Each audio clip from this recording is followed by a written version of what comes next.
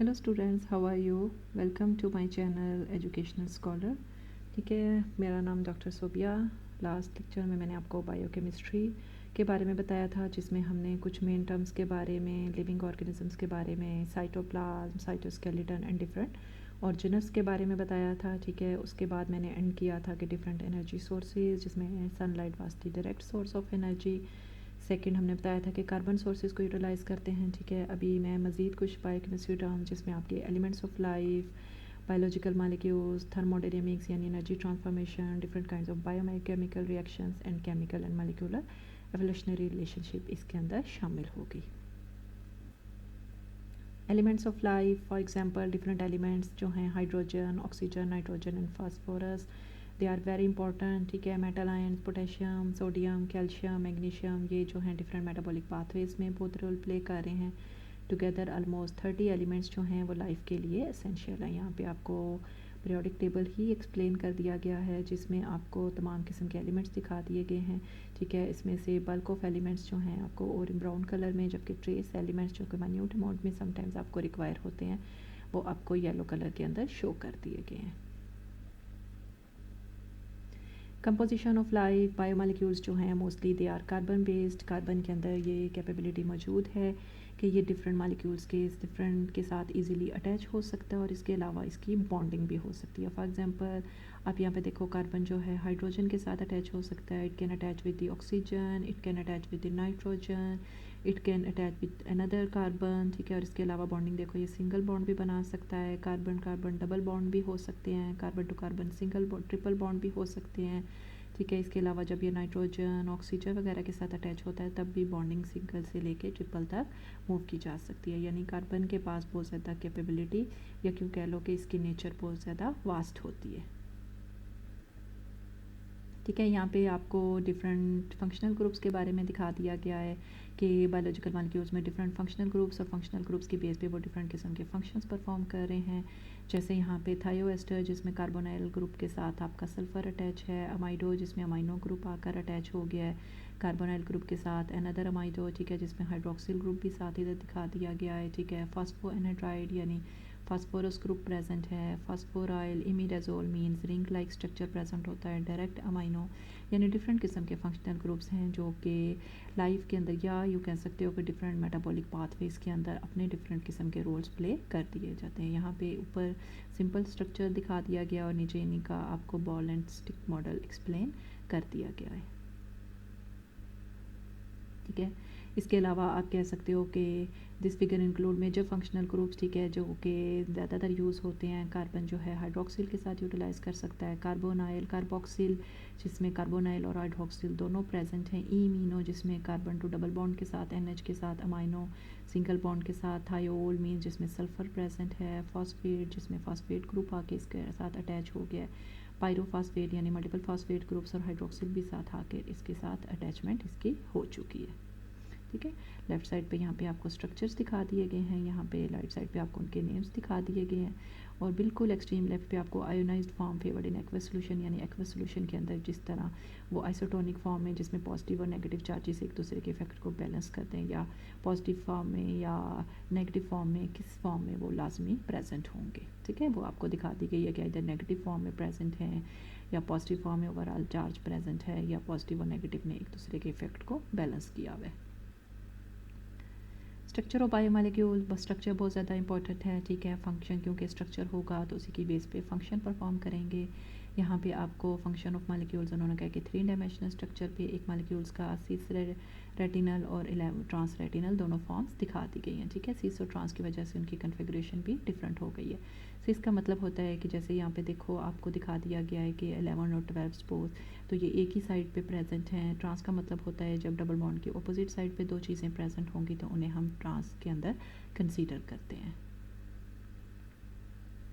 ठीक है, cis and trans isomers की फिजिकल एंड केमिकल प्रॉपर्टीज़ भी एक दूसरे से डिफरेंट होती हैं। ठीक है, लेफ्ट साइड पे देखो आपको फिजिकल सिस दिखा दिया गया है जिसमें हाइड्रोजन्स जो हैं they are on the same side. जबकि जब हाइड्रोजन्स अपोजिट साइड पे प्रेजेंट है तो इसे हम ट्रांस का नाम देते हैं, ठीक है। ओवरऑल आप देखो तो उनका स्ट्रक्चरल फार्मूला तो सेम है, ठीक है, लेकिन एक सिस में है और एक फॉर्म ट्रांस में है, जिसकी वजह से उनकी नेचर चेंज हो गई है। One is the malic acid while other is the fumaric acid. अगर आप इनका 3 डायमेंशनल स्ट्रक्चर देखो तो वो भी दोनों का एक दूसरे से टोटली डिफरेंट है। ऑप्टिकल आइसोमर्स, आइसोमर्स का मतलब होता है कि टू, ठीक है, जिसमें एक दूसरे के साथ एग्जिस्ट करते हैं। इसमें आपके लेफ़्ट एंड राइट आइसोमर्स या आप कह सकते हो, ठीक है, ठीक है, एनेंशियोमर्स जैसे दे दिए गए हैं, ठीक है, जैसे उन्होंने कहा कि they have identify physical properties and react identically with a chiral in such a way that the structure of its mirror images are superimposable. सबसे पहले आपको पता होना चाहिए what do you mean by superimposable and non superimposable. Superimposable का मतलब है suppose अगर आप अपना हैंड लेते हो, ठीक है, उसकी अंदर वाली साइड को ऊपर साइड पे करते हो, ठीक है, बिल्कुल एक्सट्रीम लेफ्ट पे अगर आप अभी करके देखो तो आपका थंब आएगा, moving towards the right will be your small finger. दूसरे हैंड को भी अगर आप सेम लेकर इसी तरह रखो तो इसके अगर आप ऊपर रखना शुरू करो, ठीक है, यानी दोनों के अंदर की साइड्स ऊपर की तरफ हों, तो आपके नीचे वाले हैंड पे देखो अगर थंब है तो ऊपर आपकी स्मॉल फिंगर है, यानी these are the non superimposable mirror images. अगर सेम तरह से हैंड की सेम तरह ऊपर अंदरूनी साइड बाहर की तरफ रखने से थंब के ऊपर थंब आता तब आपके वो सुपर इम्पोजिबल मिरर इमेजेस थे, ठीक है। सो होप आपको ये समझ आया होगा, ठीक है। तो एक आयल वो होते हैं कि जिसमें उनके मिरर इमेजेस जो हैं वो सुपर इम्पोजिबल होते हैं, जबकि डायस्टीरियोमर्स होते हैं जिसकी फिजिकल एंड केमिकल प्रॉपर्टीज़ एक दूसरे से डिफरेंट होती हैं। They are the non superimposable mirror images. यहाँ पे आपको राइट और ऐसे दिखा दिया गया, यानी R means right handed and the left handed, और इसके अलावा आप इन्हें dextro rotatory and levo rotatory का भी नाम दे देते हो, ठीक है। डेक्स्ट्रो रोटेटरी जिसमें क्लॉकवाइज की तरफ उनकी रोटेशन होती है, जबकि लिवर रोटेटरी जिनकी उसमें एंटी क्लॉकवाइज की तरफ उनकी रोटेशन होती है। लेफ़्ट साइड को हम डेक्स्ट्रो रोटेटरी और राइट साइड को हम लिवर रोटेटरी का भी नाम दे देते हैं, ठीक है। पहले इनको रेक्टस एंड सिनिस्टर, लेटर इनको right handed and left handed का नाम दे दिया गया। Macromolecules they have unique binding pockets. यहाँ पे आपको जिस तरह स्ट्रक्चर दे दिया गया है, binding of a chiral by molecule stereo specific, उन्होंने कहा कि मालिक्यूल्स के अंदर कोई स्पेसिफिक शेप होगी तभी मालिक्यूल्स उसके अंदर फिट इन हो सकते हैं, अदरवाइज वो उसके अंदर फिट इन नहीं हो सकते। न्यूक्लिक एसिड्स के लेक्चर में अगर आपको याद हो, डीएनए में हमने मेजर एंड माइनर ग्रूव्स के बारे में देखा था, ठीक है। स्ट्रक्चर माइनर ग्रूव्स यानी उनके लेस एंड मोर गैप्स होते हैं और स्पेसिफिक मालिक्यूल्स उनकी शेप के मुताबिक ही वहीं पे फिट इन होंगे, अदरवाइज वो उनके अंदर फिट इन नहीं हो सकते, ठीक है। सिंथेसिस ऑफ कम्प्लेक्स मालिक्यूल्स यानी स्मॉल मालिक्यूल्स जो हैं पे बायोकेमिस्ट्री पार्ट 1 में आपने देखा कि लार्ज मालिक्यूल्स की फॉर्मेशन में हेल्प करते हैं, और लार्ज जब हैं वो ब्रेक डाउन हो सकते हैं स्मॉल के अंदर। तो जब स्मॉल मालिक्यूल्स जो हैं लार्ज मालिक्यूल्स की फॉर्मेशन में हेल्प करेंगे, दे विल यूज़ एनर्जी, इनको हम एंटरगोनिक का नाम देंगे। They create order requires work and energy, यानी प्रॉपर ऑर्डर के लिए, प्रॉपर कम्प्लेक्स मालिक्यूल्स की फॉर्मेशन के लिए उन्हें एनर्जी रिक्वायर है। जबकि लार्ज मालिक्यूल्स जब ब्रेक डाउन होंगे स्मॉल में, they are exergonic kind of reaction, exo means sometimes release, तो वो एनर्जी रिलीज़ करेंगे। मोस्टली वो एनर्जी किस फॉर्म में यूटिलाइज़ कर रहे होते हैं, सनलाइट से एनर्जी ले रहे होते हैं या डिफरेंट केमिकल फ्यूल से, और मोस्टली एनर्जी किस फॉर्म में होती है, they are in the form of ATP adenosine triphosphate, और they can utilize in the form of NADH और it could be NADPH। ATP जो है ये मेन एनर्जी सोर्स के तौर पर एक्ट कर रहा होता है। यहाँ पे आपको एडिनोसिन ट्राइफॉस्फेट का स्ट्रक्चर दे दिया गया है, ठीक है, जिसमें शुगर मालिक्यूल बेस वगैरह उसके साथ फॉस्फेट आकर अटैच हो गई है। देखो एडिनोसिन ट्राइफॉस्फेट मीन 3 फॉस्फेट्स जो हैं अटैच हैं, 1 2 3। जब इसने एनर्जी रिलीज़ करनी है तो ATP जो है अपनी नेक्स्ट फॉर्म ADP और उसके बाद AMP में कन्वर्ट होगा। ADP stands for adenosine diphosphate, means इसके पास 2 फॉस्फेट्स हैं। एडिनोसिन मोनोफॉस्फेट मीन इसके पास सिंगल फॉस्फेट है। यहाँ पे मेन पॉइंट ये है, जैसे इस मालिक्यूल के साथ देखो 1 2 3 फॉस्फेट है, थर्ड वाला बिल्कुल एंड वाला है। तो जब ATP ने ADP में कन्वर्ट होना है तो बिल्कुल एंड वाला फॉस्फेट उससे सेपरेट होगा, ठीक है। ये नहीं होगा कि फर्स्ट वाला से फॉस्फेट यहाँ से रिमूव हो गया और 2 और 3 वापस आकर इसके साथ अटैच हो गया, डैट विल बी रॉन्ग, ठीक है। यानी बिल्कुल एंड वाला फॉस्फेट रिमूव होगा तो ATP जो है ADP के अंदर कन्वर्ट हो जाएगा। जैसे यहाँ पे आपको दिखा दिया गया है कि ये आपका एडिनोसिन था, ठीक है, यानी, और यहाँ पे ये 1 2 3 फॉस्फेट है, आखिरी फॉस्फेट रिमूव हो गया, 2 रह गए, फिर उसके बाद वाला वो रिमूव हो जाएगा और ADP आपका कन्वर्ट हो जाएगा AMP के अंदर। ATP जो है, ये मेन एनर्जी सोर्स के तौर पर एक्ट करता है और डिफरेंट मेटाबॉलिक फॉस्फेट में या पाथवेज में ये बहुत ज़्यादा रोल प्ले कर रहा है। फॉस्फोरिलेशन मीन्स कि एनर्जी के कैटालाइसिस में भी ये रोल प्ले कर रहा होता है। एनर्जी कपलिंग, ठीक है, यानी एटीपी उन्होंने कहा है कि यहाँ पे अगर देखो तो ग्लूकोज फॉस्फेट जो है कन्वर्ट हो गया ग्लूकोज 6 फॉस्फेट में, सेकंड में एटीपी जो है कन्वर्ट हुआ। लेकिन अगर हम इन रिएक्शंस को इकट्ठा कर देंगे तो आपका रिएक्शंस जो हैं वो इजीली हो जाएंगे, यानी ग्लूकोज कन्वर्ट हो गया फॉस्फेट में, ग्लूकोज 6 फॉस्फेट में, इसको फॉस्फेट रिक्वायर्ड था जो कि एटीपी ने इसको प्रोवाइड कर दिया by converting them into ADP, ठीक है।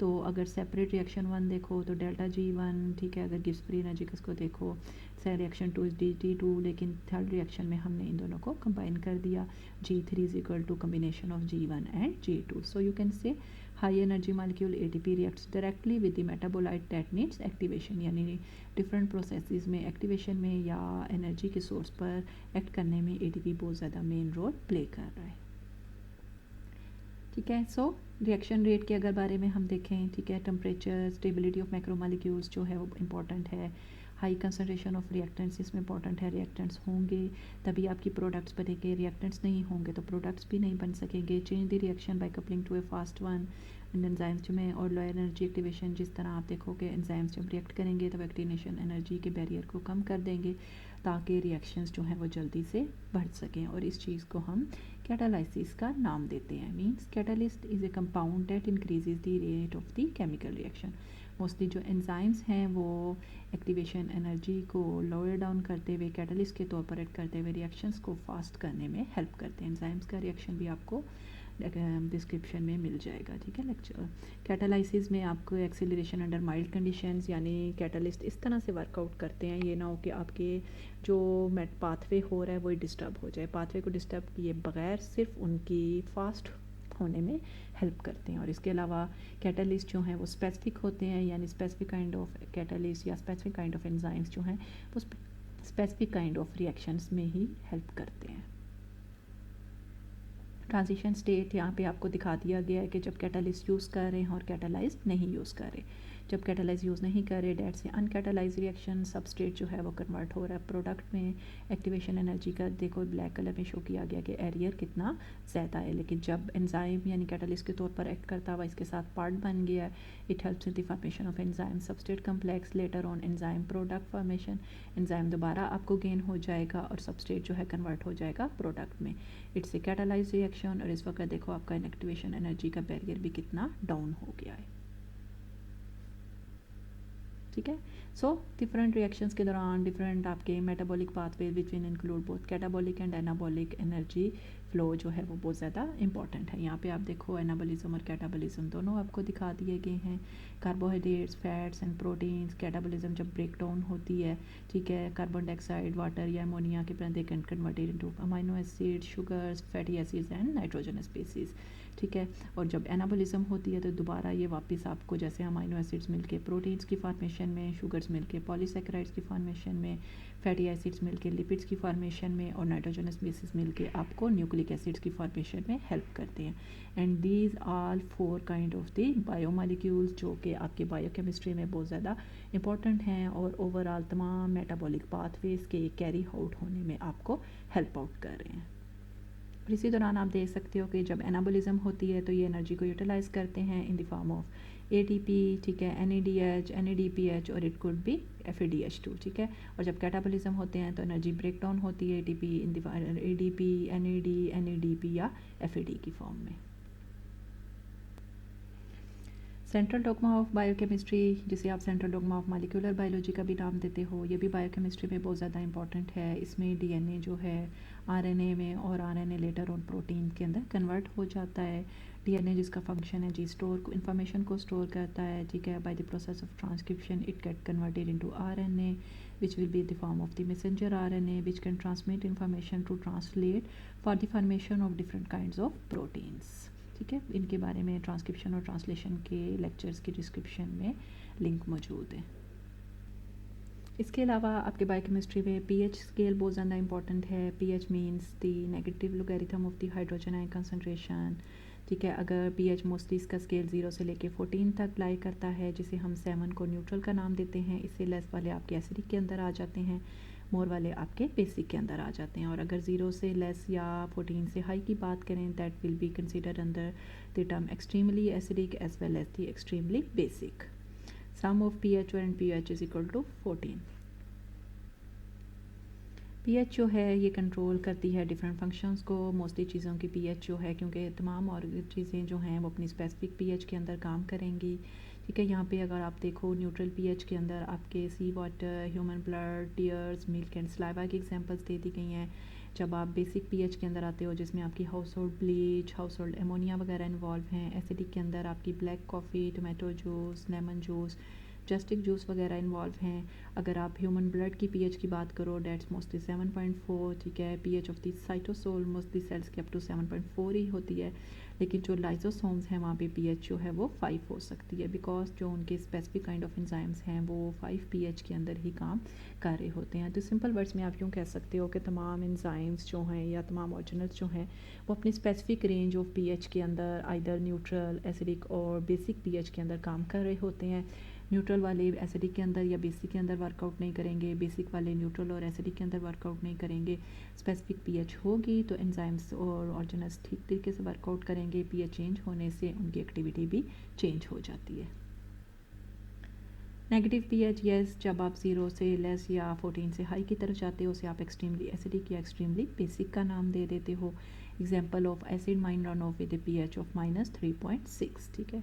Buffer system whose pH changes only slight when some amount of air, you can say buffers are the solution which can resist any change in their pH।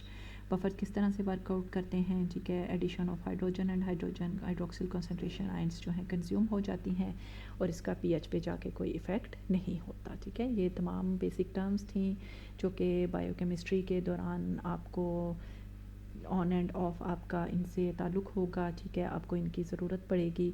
ठीक है, फिर भी कुछ समझ ना आई हो तो आप कमेंट्स में मुझसे पूछ सकते हो। नेक्स्ट लेक्चर तक के लिए अल्लाह हाफिज़।